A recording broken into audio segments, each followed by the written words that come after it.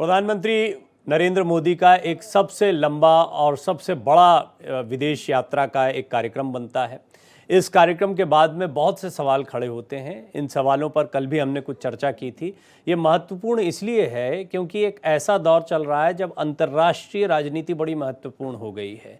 कई देशों के बीच के जो आपसी समीकरण हैं वो बड़े खींचतान वाले बने हुए हैं। भारत का स्टैंड क्या रहता है, और हम देखते हैं समूहों की संख्या, संगठनों की संख्या भी किस तरीके से बढ़ गई। ब्रिक्स का सम्मेलन है, तो क्वाड के विदेश मंत्रियों की कल मुलाकात हुई है, बैठक हुई है अमेरिका में। तो बहुत महत्वपूर्ण दौर चल रहा है ये। ऐसे में प्रधानमंत्री नरेंद्र मोदी का ये दौरा जो है बहुत महत्वपूर्ण है, जिसके लिए वो रवाना हो चुके हैं। इस बार उनकी यात्रा की अवधि सबसे लंबी है। 8 दिनों में 5 देशों का वो दौरा करेंगे। और इस कार्यक्रम में क्या क्या होगा ये भी जानिए। कई मेहमानों से हम बातचीत करेंगे और जानने की कोशिश करेंगे इस यात्रा के मायने क्या हैं। लेकिन पहले ये रिपोर्ट देखिए।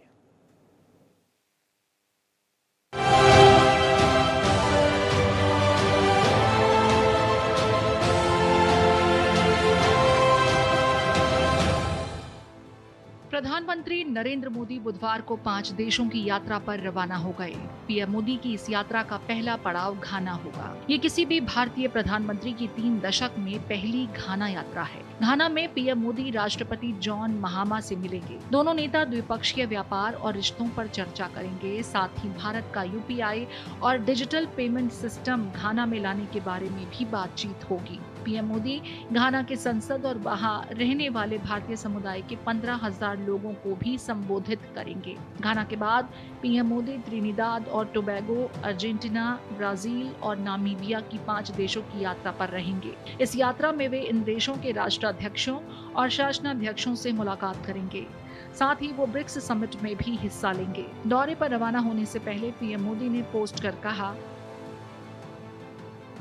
कि अगले कुछ दिनों में मैं Ghana, Trinidad and Tobago, Argentina, Brazil और नामीबिया में विभिन्न द्विपक्षीय, बहुपक्षीय और अन्य कार्यक्रमों में भाग लूंगा। विश्व नेताओं के साथ बातचीत करने और पृथ्वी को बेहतर बनाने के तरीकों पर चर्चा करने के लिए उत्सुक हूँ। हम आपको बता दें कि पीएम मोदी की 8 दिनों की इस लंबी विदेश यात्रा को इस तरह से डिजाइन किया गया है जिसमें ग्लोबल साउथ के भारतीय एजेंडे को नई धार मिल सके। प्रधानमंत्री जहां जा रहे हैं वे सारे देश अफ्रीकी और लैटिन अमेरिकी हैं। ऐसे समय में जब अमेरिकी राष्ट्रपति डोनाल्ड ट्रंप की नीतियों की वजह से अमेरिका को लेकर वैश्विक आशंकाएं बढ़ी हैं, बदलते जियोपॉलिटिक्स में भारत अपनी नई भूमिका तलाश रहा है। इस वजह से भी प्रधानमंत्री मोदी की ये विदेश यात्रा बेहद खास मानी जा रही है। Bureau report, Bharat express. तो भारत का सवाल यानी आज आपके सवाल को रखते हैं। आप लोगों के जहन में जब चलता है, आप यहाँ की आंतरिक राजनीति में कई मुद्दों को उठते हुए देखते हैं। प्रधानमंत्री मोदी की विदेश यात्राओं पर कई बार विपक्ष सवाल खड़े करता है, लेकिन बड़ी बात यह है कि भारत ने आज वैश्विक पटल पर अपनी जो शक्ति बनाई है उसको कोई नज़रअंदाज नहीं कर सकता है। विपक्ष क्या हो, दुनिया की बड़ी बड़ी ताकतें क्या हो, सब जानते हैं कि भारत किस तेज़ी से आगे बढ़ रहा है। इन विदेश यात्राओं से एक बात और स्पष्ट होती है कि भारत अपने बायलैटरल या अपने द्विपक्षीय संबंधों को मजबूत कर रहा है अलग अलग देशों के साथ। हम चौथी बड़ी इकोनॉमी बने हैं, हम तीसरी बड़ी इकोनॉमी बनने की तरफ आगे बढ़ रहे हैं, लेकिन इससे ज़्यादा बड़ी चीज़ें किसी चार्ट में शामिल होने की बात नहीं है। हमारी ज़मीनी हकीकत, हमारे आंतरिक हालात किस तरीके से इकोनॉमिक्स के लेवल पर बदल रहे हैं उसको भी समझेंगे, और इसमें मेरी मदद करेंगे देश के जाने माने अर्थशास्त्री शरद कोहली जी। उनसे पहले मैं बातचीत की शुरुआत करता हूं, फिर मेरे साथ संजीव जी भी जुड़ेंगे। शरद जी, आपका बहुत बहुत स्वागत है। कल हमने कुछ मुद्दों पर बातचीत की भी थी, मैं उससे बात को आगे बढ़ाता हूं। मेरा जो प्रश्न निकल कर आया था वो ये है कि ये बात तो सही है कि जिस तूफ़ानी तरीके से अभी दुनिया के अलग अलग हिस्सों में हम देख रहे हैं संगठन मिल रहे हैं, क्योंकि ये बात 2 देशों की मुलाकात की नहीं है। हम देख रहे हैं एशियन देश जो हैं वो अपना एक अलग समूह बनाना चाहते हैं। G7 ने पहले ही शुरुआत कर दी थी, फिर G20 हो, ब्रिक्स में अभी जा रहे हैं। इधर यहाँ हम देखते हैं बिम्स्टेक से लेके सार्क से लेके सब अपने अपना लगे हुए हैं। चल क्या रहा है ये समझ नहीं आ रहा है। सब क्या अपना कोई कुनबा बनाने की कोशिश कर रहे हैं, और कौन किसके कुनबे में रहेगा, एक असफल सा प्रयास, क्योंकि हर आदमी अपने मतलब से इधर उधर होता रहेगा। ये चल क्या रहा है?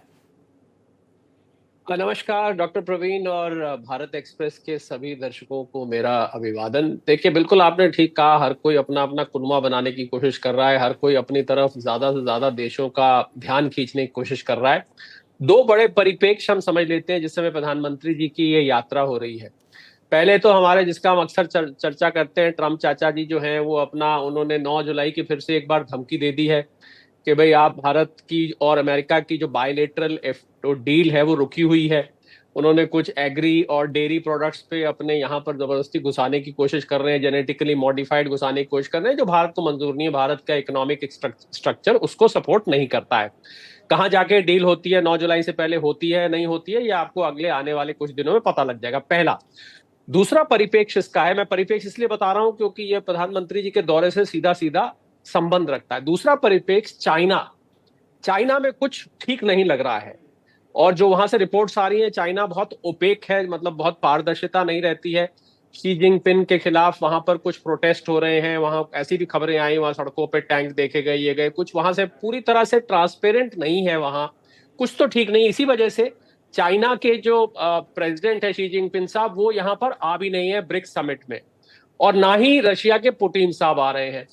अब ये ब्रिक्स समिट जो होने जा रहा है, अब ये चाइना अब इन देशों में अपना वर्चस्व बनाने की कोशिश करता है, तो एक तो भारत का रोल यहाँ पर एक लीड की तरह बढ़ने वाला। हालांकि वो अपने डेप्यूटी को भेज रहे हैं शी जिनपिंग साहब, पर कुछ चाइना में कुछ ना कुछ तो ठीक नहीं है। Some I can smell a rat अंग्रेजी में कहते हैं, तो वो कुछ वहां पर जरूर गड़बड़ है। तो ये दूसरा परिप्रेक्ष्य है। तो मुझे लगता है इन दो परिप्रेक्ष्य में अगर हम लें और इस यात्रा को पूरी देखें, तो घाना जो है वो आपको एक शायद भारत एक्सप्रेस के दर्शकों ने इस टर्म को ना सुना हो तो मैं दोहरा देता हूं, इसको हम इकोवॉस कहते हैं, economic community of west African states. तो घाना का उसमें बड़ा इंपॉर्टेंट रोल है। और ग्लोबल साउथ, भारत ने G20 में 2 साल पहले बात की थी, तो एक अंग्रेजी में हम कहते हैं वॉकिंग द टॉक, बात ही नहीं की थी। प्रधानमंत्री जी उसको साकार भी करना चाहते हैं कि हम ग्लोबल साउथ की खाली बात नहीं करते हैं, हम ग्लोबल साउथ का आर्थिक तौर पर हम उनका ध्यान रखते हैं, उनसे आदान प्रदान करते हैं, जो फायदा हम उनको पहुंचा सकते हैं हम पहुंचाएंगे, जो आपसे हमें फायदा होगा हम आपसे लेंगे भी, द्विपक्षीय वार्ता हम करेंगे। तो घाना का बहुत इंपॉर्टेंट रोल है। अब ट्रिनिडाद टोबैगो में बहुत बड़ी, हमारी करीब 5 लाख के आसपास एथनिक पॉपुलेशन है जो भारतीय मूल के हैं। वहां के राष्ट्रपति, प्रधानमंत्री सब भारतीय मूल के हैं। वो उनकी हिस्ट्री है, आपको याद होगा बहुत साल पहले वहां गए थे, तो वहां पर एक कल्चरल उनका कनेक्शन है। तो मुझे लगता है एक जो कैरेबियन में, ये नहीं सुना होगा शायद, उसको कैरीकॉम कहते हैं, कैरेबियन कम्युनिटी, वहां से प्रधानमंत्री जी कनेक्ट करेंगे।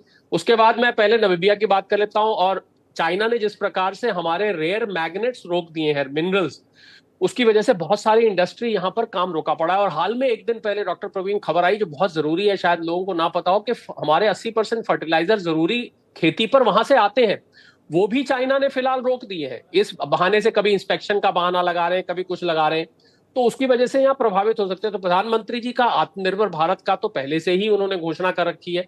तो नामीबिया माइनिंग के लिए रिच है। अब आता है ब्राजील और अर्जेंटीना है, तो 60 साल हो गए हुए, 57 साल हो चुके हैं किसी भारतीय प्रधानमंत्री को गए हुए। और ब्रिक्स को मैं बहुत इंपॉर्टेंट देखता हूं, क्योंकि पिछली बार जब ब्रिक्स का समिट हुआ था डॉक्टर प्रवीण, तो ब्रिक्स करेंसी की बात उठी थी। मैं आर्थिक मुद्दे को हिट कर रहा हूं, तो उसको लेके राष्ट्रपति ट्रंप साहब ने धमकी दे दी थी कि आपने अगर दूसरी करेंसी करी तो मैं ये कर दूंगा, तो मैं वो कर दूंगा। तो हालांकि शी जिनपिंग साहब नहीं आ रहे हैं, पुतिन साहब नहीं आ रहे हैं, तो शायद करेंसी की बात उतनी जोर शोर से ना उठे, पर चर्चा इस पे जरूर होगी। और जियो पॉलिटिकल पे भी चर्चा होगी, जियो इकोनॉमिक पे भी चर्चा होगी। सबसे बड़ी चर्चा होगी जो ट्रंप साहब का पूरा अंग्रेजी में हुपला कहते हैं जो चल रहा है, इस पे भी जरूर चर्चा होने वाली है। तो मुझे लग रहा है ब्रिक्स के समिट को मैं बहुत इंपॉर्टेंट देख रहा हूं उस पूरे ट्रिप में। हालांकि घाना, ट्रिनिडाद टोबैगो, नामीबिया वो भी उतना ही जरूरी है, पर ब्राजील और अर्जेंटीना का जो ट्रिप है उसमें खासकर ब्राजील जहां पर ब्रिक्स होगा, उसको मैं बहुत महत्वपूर्ण देख रहा हूं, क्योंकि वो ऐसे समय में हो रहा है। मैं शरद जी इसमें एक पॉइंट मैं इंतजार भी कर रहा था, संजीव जी भी, मैं इंट्रोड्यूस भी नहीं कर पाया। संजीव जी स्वागत है आपका।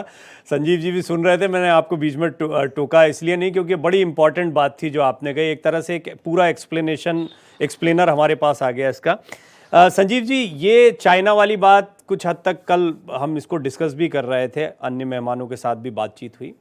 मुझे थोड़ा सा बताएं कि इस समय क्या दुनिया ऐसे 2 हिस्सों में बटी हुई है, जहां एक तरफ अमेरिका, यूरोपीय संघ, G7 के देश, और दूसरी तरफ रशिया, चाइना, और फिर उनके जो भी थोड़े बहुत सहयोगी, इन 2 ताकतों के बाद बचते हैं। अब इसमें दोनों तरफ से रस्साकशी ये चल रही है कि मेरे साथ आ जाओ, मेरे साथ आ जाओ, और दबाव बनाया जा रहा है कि कैसे मेरी तरफ बना रहे ये। और उसमें भारत एक ऐसा मजबूत हिस्सेदार है जो इधर जाए या इधर जाए, दो जहां भी जाएगा वहां का पलड़ा अपने आप भारी हो जाएगा। इसीलिए भारत बड़ा महत्वपूर्ण बना हुआ है।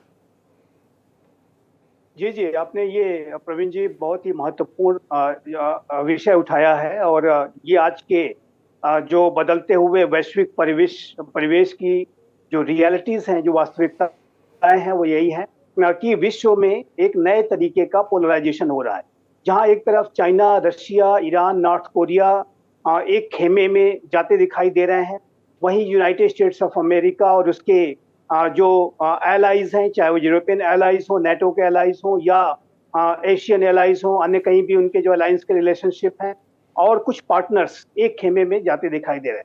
और जाहिर है कि भारत एक ऐसा राष्ट्र है जो कि किसी भी खेमेबाजी में विश्वास नहीं करता है। आप जानते हैं कि शीत युद्ध के एक लंबे दौर के समय में भी भारत ने एक गुट निरपेक्षता की नीति पर जो है हम चले थे, और तब तो भारत गुट निरपेक्ष था। लेकिन आज का समय में जो भारत की भूमिका जिस तरीके से बहुत विश्व में बढ़ गई है, और भारत एक नेट सिक्योरिटी प्रोवाइडर के तौर पर और एक ऐसे राष्ट्र के रूप में जो कि पीस, सिक्योरिटी, स्टेबिलिटी के लिए अपरिहार्य माना जा रहा है, ऐसे में तो भारत एक मल्टी अलाइनमेंट की जो पॉलिसी पर चलेगा।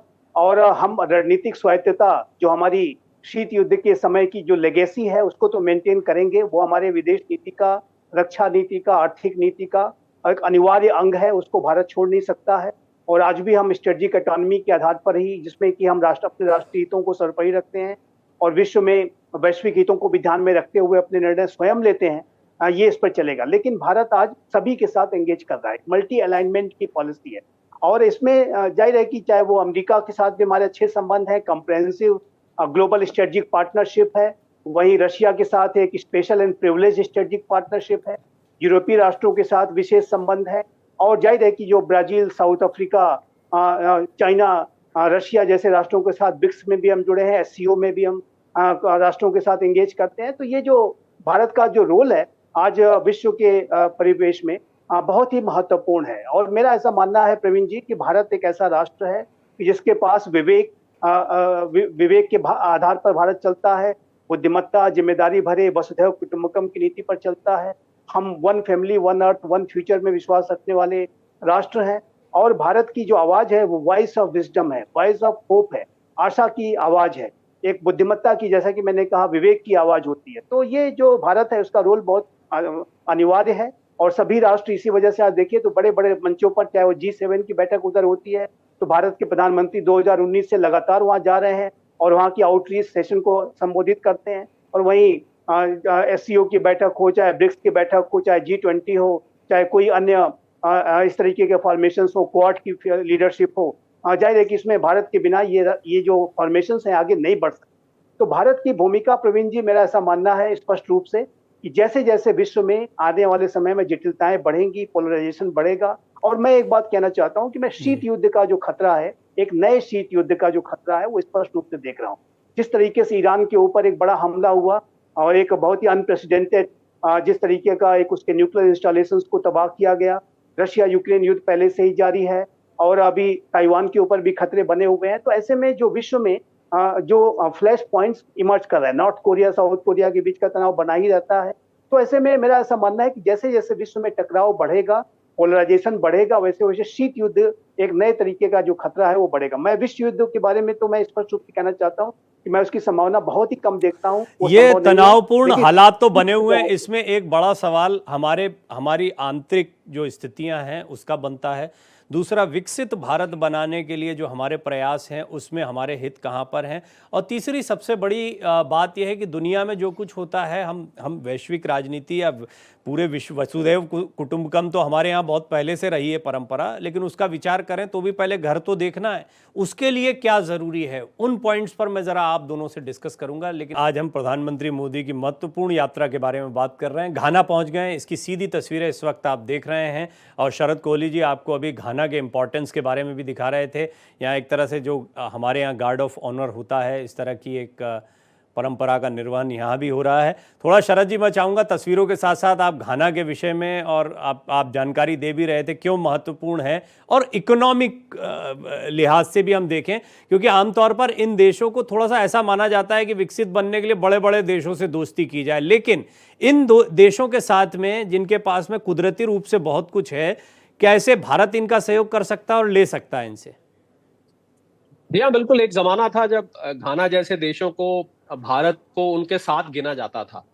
यानी कि जितने, मैं ये नहीं कहता कि ये पिछड़े हुए हैं, पर आर्थिक दृष्टि से देखें तो ये देश उतने ज्यादा महत्व शायद ग्लोबल पॉलिटिक्स में, ग्लोबल इकोनॉमी में रखते। बहुत छोटी छोटी अर्थव्यवस्थाएं हैं। कहीं कहीं ऐसे भी अफ्रीका के बहुत सारे इसके अड़ोस पड़ोस में देश हैं जहां आंतरिक कलह लगी रहती है, आंतरिक अनरेस्ट जिसको हम कहते हैं बना रहता है। कॉन्गो है, सेंट्रल अफ्रीकन रिपब्लिक है, और भी नाइजीरिया है। बहुत सारे ऐसे देश हैं जहां पर, तो मुझे लगता है राष्ट्रपति अब जॉन भारत रवानी उनसे बहुत आगे निकल चुका है। तो अब इन देशों के लिए भारत का महत्व बिल्कुल अलग हो चुका है। भारत आज, प्रधानमंत्री जी ने जब वहां कदम रखे तो चौथी बड़ी अर्थव्यवस्था ने वहां पर कदम रखे। खाली भारत ने कदम नहीं रखे, उनको तो उस देश के जो राष्ट्रीय अध्यक्ष है उनको मालूम है कि ये जो प्रधानमंत्री यहाँ आए हैं, ये प्रधानमंत्री मोदी का अपना करिश्मा जो है वो तो है ही है, पर साथ में पीछे चौथी बड़ी अर्थव्यवस्था है। इस देश ने बहुत तरक्की करी है। इस देश में चाहे डिजिटल इंफ्रास्ट्रक्चर हो, चाहे मैन्युफैक्चरिंग हो, चाहे कुछ भी, इतनी चीजें इस देश ने अचीव करी हैं। और उन देशों को कहीं अंदर से लगता होगा, मैं कोई इस पे कटाक्ष या आलोचना नहीं कर रहा, उनको लगता होगा वर्तमान, कि हम क्योंकि आप शायद इकोनॉमिक्स के बड़े अच्छे जानकार हैं, आप इसको एनालाइज भी करते हो, वर्तमान परिस्थितियों में ये कैसे इंपॉर्टेंट हो सकते हैं हमारे लिए, और भारत की सोच क्या होगी, क्या रणनीति होगी? मुझे लगता है भारत, देखिए, ज्यादा अब सवाल ये उठता है, सबसे बड़ा जो दर्शक देख रहे हैं हमें, उनके मन में ये होगा कि हम उनसे ज्यादा फायदा उठा सकते हैं या वो हमसे ज्यादा फायदा उठा सकते हैं। ये एक बहुत बड़ा सवाल दर्शक के मन में होता है। अगर प्रधानमंत्री जी वहां गए हैं, अपने फायदे के लिए गए हैं या उसके फायदे के लिए गए हैं? तो मुझे देखिए, इसमें मुझे कहने में कोई संकोच नहीं है कि भारत आज इन देशों के लिए ज्यादा जरूरत बन चुका है। ये भी हमारे लिए काम के हैं, ऐसी बात नहीं है। जब द्विपक्षीय बात होती है तो दोनों तरफ से होती है, पर आज मुझे लगता है, अभी आपके पैकेज में चल रहा था, डिजिटल इंफ्रास्ट्रक्चर है, फिनटेक है, जिसको हम यूपीआई पेमेंट्स करते हैं, घाना उसको अपनाना चाहेगा। भारत जो चीजें बना रहा है कृषि क्षेत्र में, जो भारत टेक्नोलॉजी रिसर्च कर रहा है, उसको अपनाना चाहेगा। इंडस्ट्रियल रिवोल्यूशन जो भारत में आया हुआ है, मेक इन इंडिया जिसको हम कहते हैं, उसको घाना अपनाना चाहेगा। एक्सपोर्ट में जिस तरह से भारत ने $825 बिलियन से ऊपर का फिगर अचीव कर लिया है, उसको घाना रेप्लिकेट करना चाहेगा। तो मुझे लग रहा है कि भारत को देने के लिए उनको ज्यादा है। हाँ, ये नहीं है, हम भी उनसे ले सकते हैं। हर देश की अपनी अपनी एक स्पेशलिटी होती है आर्थिक तौर पर। जैसा कि मैंने कहा, घाना इकोवॉस का बहुत महत्वपूर्ण मेंबर है। ग्लोबल साउथ में जो economic community of western African states है, उसमें बहुत ही महत्वपूर्ण मेंबर है। तो घाना को मिलके प्रधानमंत्री जी उस पूरे के पूरे जो कोर ग्रुप है उसको एक तरह से एड्रेस करेंगे। तो मुझे लग रहा है कि ऐसा नहीं है कि एक तरफा मामला है। प्रधानमंत्री जी जब जाते हैं तो निवेश की भी बात करते हैं, यहां से वहां निवेश की बात करते हैं, वहां से यहां निवेश की बात करते हैं, डायस्पोरा की बात करते हैं, जो भारतीय, घाना में बहुत बड़ी भारतीय पॉपुलेशन रहती है, जी। उसकी समृद्धि की बात करते हैं, उसके योगदान की बात करते हैं, कल्चरल एक्सचेंज की बात करते हैं। और मुझे लगता है घाना में बहुत सारी कंपनीज, मैं जानता हूं डॉक्टर प्रवीण, जिन्होंने घाना में निवेश किया हुआ है। रियल एस्टेट सेक्टर है, ऑयल सेक्टर है, फार्मास्यूटिकल्स की बात करते हैं। तो एक नई मार्केट की भी प्रधानमंत्री जी तलाश करते हैं। दूसरा, उन देश के निवेशकों को, शरद जी, मैं थोड़ा सा इसका एक पॉइंट जो मैंने पहले कहा भी, मैं चाहूंगा संजीव जी आप थोड़ा प्रकाश डालें। तस्वीरें तो लगातार हम दिखाई रहे हैं कि हमारी जो वर्तमान स्थितियां हैं उसमें हमें किसके साथ, हम तो सबके साथ में, हमारी किसी से दुश्मनी है नहीं, तो हम तुम्हारे झगड़ों में या तुम्हारी महत्वाकांक्षाओं में हम क्यों पिसें और हम क्यों इधर उधर जाएं। ये भारत की बहुत स्पष्ट नीति दिखाई पड़ती है। लेकिन फिर भी कई बार दबाव आता है, और भारत इस समय पर आपको वर्तमान परिस्थिति में क्या किसी एक नई रणनीति पर, ऐसे देश जो, ऐसा शरद जी ने बिल्कुल ठीक कहा, कई देश हैं जिनके लिए अब हम जरूरत हैं, जो हमारी तरफ उम्मीद की निगाह से, भारत की आप एक अलग रणनीति देखते हैं। आप देखते हैं कि भारत एक ऐसा अम्ब्रेला भी दे रहा है उन देशों को जिन्हें सचमुच अभी तक नजरअंदाज किया गया, चाहे वो अमेरिका, चीन, रशिया, तमाम बड़ी ताकतें हो जो अपने ही झगड़ों में खुद को ही ताकतवर करने में लगी रही। देखिए प्रवीण जी, भारत निसंदेह मैसेज दे रहा है, और भारत विश्व का सबसे बड़ा लोकतांत्रिक राष्ट्र है। और घाना के संदर्भ में ये स्पष्ट है कि घाना अफ्रीका की एक बहुत ही सक्सेसफुल डेमोक्रेसी है, और वहाँ पर मल्टी पार्टी बहुत ही रेगुलर इलेक्शंस होते हैं। और मुझे याद है 2009 में प्रेसिडेंट ओबामा ने भी अफ्रीका में जो की यात्रा की थी उसमें घाना की उन्होंने पहले यात्रा की थी, और अमेरिका ने भी एक मैसेज देने की कोशिश की थी कि जो घाना में जो लोकतंत्र है उसके साथ अमेरिका भी अपनी पार्टनरशिप मजबूत करना चाहता है। भारत जाहिर है कि इसके माध्यम से एक मैसेज दे रहा है। दूसरा, जो घाना में जो ऑयल के जो रिसोर्सेस हैं वो भी प्रचुर मात्रा में मौजूद हैं, और उसको भी भारत उसके साथ भी संपर्क बना करके हमारी जो एनर्जी का जो कोऑपरेशन है उसको भी बढ़ाना चाहेगा। और जैसा कि शरद साहब ने बताया कि जो अनेक की सेक्टर्स में भारत और घाना के बीच में अपार संभावनाएं हैं। हमारा बड़ा एक डायस्पोरा घाना में मौजूद है जो कि इन संबंधों को और प्रगाढ़ और गहरा बनाता है। लेकिन मेरा ऐसा मानना है कि जो हमारे जो डेमोक्रेसी जो लोकतांत्रिक मूल्यों का और उसकी जो मैसेजिंग है वो भी इस यात्रा के दौरान महत्वपूर्ण है। और चाइना जिस तरीके से पूरे अफ्रीका के देशों में अपने जो डोमिनेंस को बढ़ाने की कोशिश कर रहा है, और चाइना जाहिर है कि एक अथॉरिटेरियन राष्ट्र है, वो पूरे ये इस पॉइंट को थोड़ा सा बताइए ना संजीव जी। मैं चाहूंगा संक्षेप में ही कि कैसे चीन जो है वो ये स्ट्रैटेजी पर चला था। श्रीलंका, पाकिस्तान, बांग्लादेश, वो बहुत छोटी छोटी इकोनॉमीज को टारगेट करता है। वो क्या निकालता है, मतलब उनके क्या संसाधनों का इस्तेमाल करना चाहता है, ह्यूमन रिसोर्स का, कुदरती संसाधन, क्या है स्ट्रैटेजी ये छोटे देशों को साथ में जोड़ने की? देखिए, चाइना के जो राष्ट्रपति शी जिनपिंग हैं, जो कि एक अति महत्वाकांक्षी मैं नेता उनको कहूंगा, 2013 से वो एक बेल्ट एंड रोड इनिशिएटिव नामक एक औपनिवेशिक कॉलोनियल प्लान लेकर के आए, और वो उसके 2013 से वो लगातार उस पर काम कर रहे हैं। हालांकि बहुत सारी जगहों पर उसके जो प्लान्स को सेटबैक्स मिल रहे हैं क्योंकि वो प्लान एक्सपोज हो गया है। जैसा कि मैंने कहा कि कॉलोनियल प्लान है, इंपीरियलिस्टिक प्लान है, हेजियोनिस्टिक है, अपॉर्चुनिस्टिक है, डेप्थ ट्रैप डिप्लोमेसी कंडक्ट करता है चाइना, उसके माध्यम से प्रीडेटरी इकोनॉमिक्स जिसको हम कहते हैं वो कंडक्ट करता है। इसके माध्यम से देखिए प्रवीण जी, चाइना अफ्रीका के राष्ट्रों को भी डेप्थ ट्रैप में फंसाना चाहता है। जो लो एंड मिडिल इनकम कंट्रीज हैं उनको अपने कर्ज के जाल में फंसा करके कि हम आपके इंफ्रास्ट्रक्चर डेवलप करेंगे, आपके कनेक्टिविटीज को डेवलप करेंगे, और फिर उनके प्राकृतिक संसाधनों का मुझे लगता है कि उनका दोहन करने का जो है, और वो जो पैसा है वो लोन के तौर पर देता है। समझ गए, जैसा कि जैसा हम्बन टोटा के जरिए किया। ये तो एक एग्जांपल भारतीय दर्शकों को समझे। एक बहुत चलते चलते, क्योंकि समय खत्म हो गया, शरद जी इस पर आपकी टिप्पणी भी चाहूंगा एक इकोनॉमिस्ट के तौर पर। बस मैं यही जोड़ना चाह रहा था, संजीव ने बहुत अच्छी बात कही, मैं उसी की बात को आगे ले जाके क्लोज करूंगा कि चेकबुक डिप्लोमेसी चाइना करता है। चाइना का वेस्टेड इंटरेस्ट है, और मैं साधारण भाषा में कहूं तो मतलब का यार है। उसकी यारी सिर्फ मतलब से होती है। वहां के संसाधनों के ऊपर अपना उसको गिरवी रखवा दो भैया, यहाँ हम तुम्हारा बनवाएंगे, हमारे पास गिरवी हो जाएगा, या इससे हमारा हो जाएगा, ये चाइना का रहता है। बिल्कुल ठीक कहा। उसको एक कर्ज के जाल में उस देश को फंसा देता है, और फिर उस देश के पास जो जैसा वो कहता है उसको करना पड़ता है। और भारत में देखिए फर्क क्या आएगा। भारत ये प्रधानमंत्री मोदी मैसेज देना चाहते हैं कि दोस्ती तो हम भी करने आए हैं, पर हम मतलब की दोस्ती नहीं करने आए हैं। चाइना वाली दोस्ती आपको थोड़े टाइम में समझ आ जाएगा। भारत की तो एक परंपरा भी रही है। हमारे यहाँ एक लाइन बड़ी पॉपुलर होती है शरद जी, कि दूसरों का हित करते जाओ, खुद भी बड़े बनते चले जाओ, यानी दूसरों को फायदा पहुंचाते जाओ, तुम भी बड़े आदमी बन जाओगे। हमारे यहाँ की बड़ी पॉपुलर लाइन है। और भारत की, अगर मैं कहूँ कि इस बहुत आप इसको हल्की लाइन लगे किसी को तो लगे, लेकिन भारत की अंतर्राष्ट्रीय पॉलिसी भी ये है कि जिस देश को साथ में लेकर चलेंगे उसको तो आगे बढ़ाएंगे, उसके साथ में खुद भी आगे बढ़ेंगे, यानी मिलकर आगे बढ़ो, साथ साथ आगे बढ़ो। शरद जी बहुत बहुत धन्यवाद, संजीव जी बहुत बहुत धन्यवाद। चर्चा तो लगातार अब होती रहेगी, लंबा दौरा है ये तो, लेकिन आज के लिए आप दोनों का धन्यवाद। भारत का सवाल में इतना ही।